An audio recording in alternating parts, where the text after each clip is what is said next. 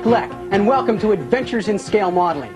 When we think of an adventure, spaceflight has got to be the ultimate journey. It is by far our most complex mode of transportation today. From the earliest rockets to our present-day space shuttle, the quest for space travel has always fascinated us. The Space Shuttle Enterprise, like most vehicles, was carefully studied in model form before reaching the final design that we see here. However, to represent this massive craft in our exhibit, we must build a scale model. And we're going to talk to you about scale a little later on in today's show in visual terms that I think we're all going to understand. We're also going to spend some time with astronaut Robert Hoot Gibson from NASA, who has flown on several space shuttle missions. But right now, I'm really excited about getting started on our exhibit. So let's go back to the museum and start our space shuttle now.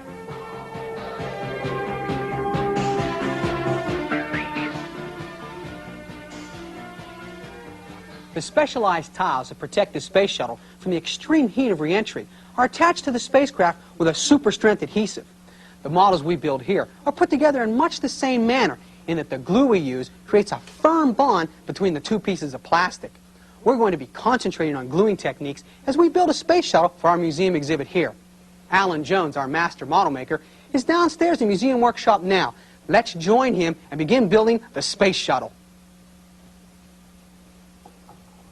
Okay, I made my way down into the museum workshop area here. We're anxious to get started. Let's go over and see what Alan's doing over here at the sink.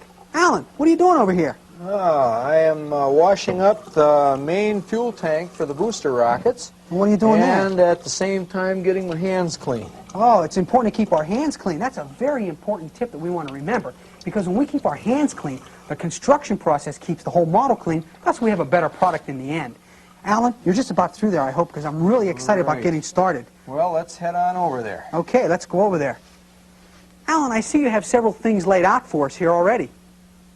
Right. We're working on the bottom of the booster rocket tubes, and we can just about begin assembly. Okay, well, I'm ready to glue. How about if I grab a tube and get it ready? Well, let's hold on here for a second. We've got a little bit of mold seam and sprue marks to clean up on the edge of this engine flare. So why don't you use your file there to take that sprue mark off of there. Alan, you're the expert. While I work a little bit on the seams of our rocket tank here. Now, who would think that a fingernail file like this would do such a fine job? This is coming off pretty nice, Alan. Okay, Alan, I think I'm getting there. Okay. Alan, I'm just about through here, but you know, I have all these little fine scratches and things in here. Right. We have a little piece of sandpaper here that we can use to take care of that. What do I do with that fine sandpaper? Just sand that area very gently. Okay. And you'll be able to watch the file marks disappear. Okay. Hey, it is. It's working, Alan. It's doing a fine job. Okay. All right.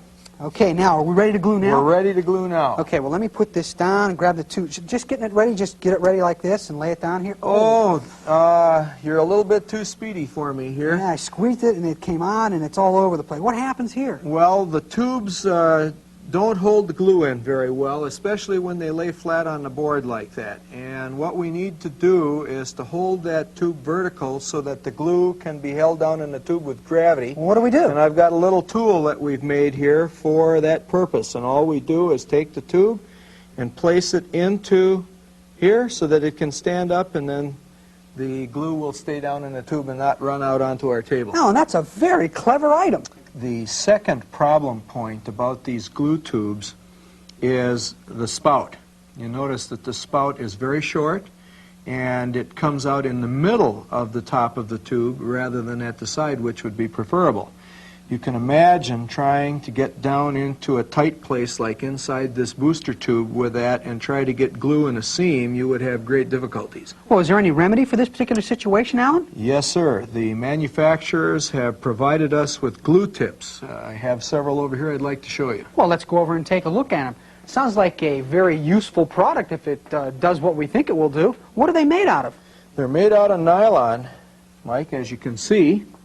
The glue does not attack the material, the nylon at all, and flows right through this this nylon tube cleanly, and it allows us to lay down a bead of glue on the surface and get our parts together. Well, this would really restrict the flow of the glue so that we get a fine tip of glue instead of those big globs right out of there. In addition, you'll notice that the glue is not going to flow out of the tube onto the table. Oh, you're right. Well, what do we do next? Well, let's go put them on our tubes and see if we can glue some parts together. Okay, well, let's do that now. You know, these glue tips, are they easy to put on? Is there any preparation we need for them? Yes, sir. We need to be a little bit careful that the glue tube is held vertical. All right. So that the glue doesn't pour out onto the table while we're putting it on. Hold the glue tube up straight. Right. Okay, and I take off my cap. Cover. Okay. And no glue is flowing. Okay. And place the tip right on as tight as you can get it. Okay. All right, it's on there. Okay, I have provided us with some booster parts, and I would say since there are 2 of them on the rocket and we are now up to step 12, it's the instructions time show it. to apply the glue to the seams of the booster and put the 2 parts together. Okay. We want to be sure that the pins on the boosters go in the holes on the other side. Ah, I see. Okay, so I'm going to just test fit it a little bit. That's exactly right. Okay, and check it out here. Everything seems to fit okay, Everything Alan. looks good. What's my next step? Let's put some glue on these edges. Okay, so I just take the glue. And get it coming down into your little glue tip. All right, it's coming down now. It's starting to flow. And lay a bead right along both of those edges. Okay, here we go. It does really restrict it so that you get better control. Makes a nice line, doesn't it? Sure does. Almost could write with that. Okay, I got my glue in place. Okay. Pick up your other piece. All right. Line the holes up, the pins up with the holes. Okay. And fasten the 2 pieces together. All right, mine clicked right in there. Yes, sir. Okay, well, how do we keep these things together like this? While this slow-drying glue dries, we use rubber bands. Okay. I'll provide you with one. All right. That's a pretty and one thick for rubber myself. band. All right, what do we do? Quite a bit under tension. They're quite strong. And what we need to do is pull it out with our thumbs and our fingers in such a way that we can slide them down over the tube to about the middle, and then let it go. And then after the rubber band is on, holding the 2 parts together, you can recheck your alignment to make sure that you have nice round circles at the top and at the bottom. Okay, I do. So we just set these aside to dry? Set them aside and let them dry. Okay, Alan, in particular cases like this, I have some glue in my fingers.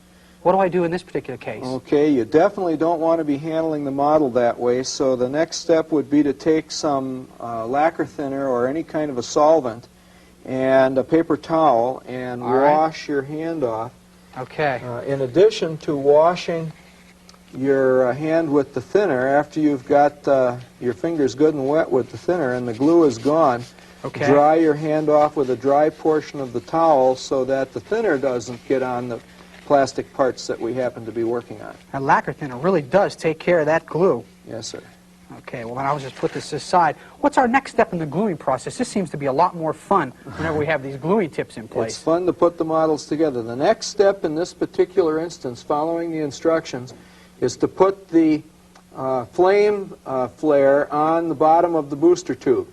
And there's one here for you. You'll notice that there's a hole to line up with the peg. Okay. And of course, this lip on the booster goes inside this hole. So I'll put a little bit of glue. Put a little glue around this surface here, and then you can apply those 2 parts together. Okay, I'm putting it on there now. And I will do the same with mine. This is really much easier than just having globs of glue come out. Yes, it sure is. I can just press these 2 together with the locator Well, hole it there? may take a little bit of extra effort because this is a very tight fit.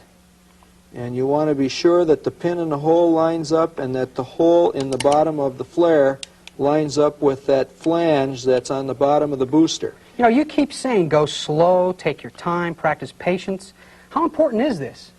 It's very important. I even go to the extent of using the same techniques from my model building on my job. What is your regular job then? Well, I'm a teacher by profession. I work at the Milwaukee High School of the Arts, And if you're going to work with children, you need patience forever and lasting. When you lose your patience, you've lost your job. Well, that is very important. Alan, while you continue to build the rocket here for the exhibit upstairs, we're going to take a trip to the Johnson Space Center in Houston, Texas, and visit with Commander Hoot Gibson. We're at NASA's Johnson Space Center, inside the cockpit of a space shuttle simulator. We're going to be spending some time talking to Commander Robert Hoot Gibson. Commander Gibson, welcome to Adventures in Scale Modeling. Thank you, Mike. Commander, we're sitting here in the cockpit. It's very exciting, but you know there's an awful lot of buttons around us. How complex is it in here?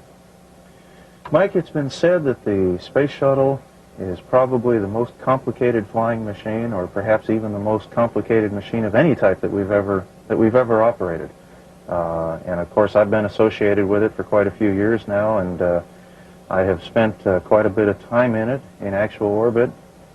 And like you say, we're surrounded by on the order of some 1,500 switches and buttons. And it is a very capable machine, but it's also a very complicated machine. How do you keep all this stuff straight in your head? It's called years of training. We spend probably on the order of 5 to 6 years getting a person ready to go for that first shuttle mission. And it's a lot of repetition. It's a lot of time that we spend in different simulators, of course, this being one of them, but we have on the order of 5 simulators here that we spend a lot of time in. So it's study, it's rehearsal, it's practice, and it's a lot of training. Now, when we look at the space shuttle, how important is it to an astronaut in your position to know why the nose is shaped like it is, or why the wings are how they are, or the tail fin, or all the other aerodynamics of the airplane? I think it's a big help myself to operating the thing. For example, as a pilot astronaut, I found it's very helpful to understand why the wings are shaped the way they are. Of course, part of the reason that they're shaped that way is so that we can dissipate heat and we can tolerate the kind of temperatures that we see during re-entry. But the other part of it, the fact that we're a double delta wing, for example, is because we are trying to maximize the cross range that we can fly when we come down during re-entry. To me, that's very helpful to have an understanding of that and keep that in mind so that you don't ask the machine to do something that it doesn't want to do.